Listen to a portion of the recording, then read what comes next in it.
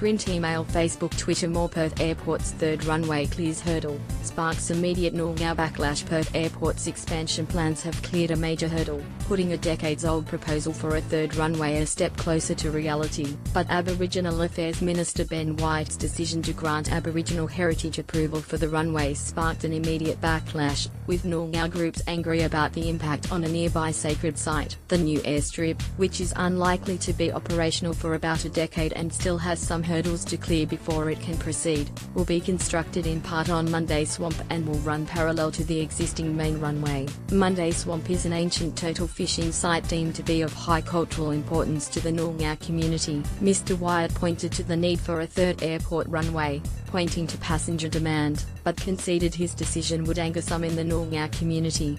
"I appreciate the hurt my decision today may cause a number of Noongar people," Mr. Wyatt said. "I take no pleasure in this announcement. However, my ministerial responsibility to protect Aboriginal cultural heritage must take into account the broader interests of the whole state of Western Australia." The decision sparked an immediate backlash from some campaigners, with the South West Aboriginal Land and Sea Council deeply disappointed with Mr. Wyatt's decision.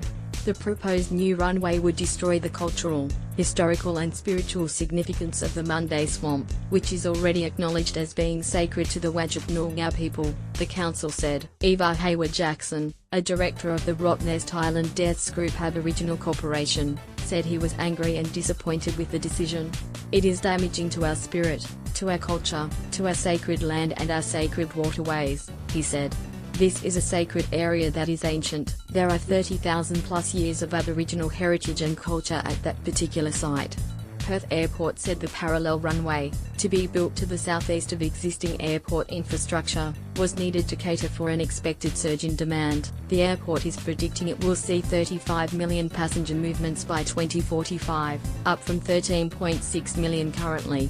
Two distinct flight paths are much safer. It allows for much more frequency of flights taking off and landing, Perth Airport Chief Executive Kevin Brown said. "In our region there is a lot of opportunity and we want to make sure we are providing that full opportunity."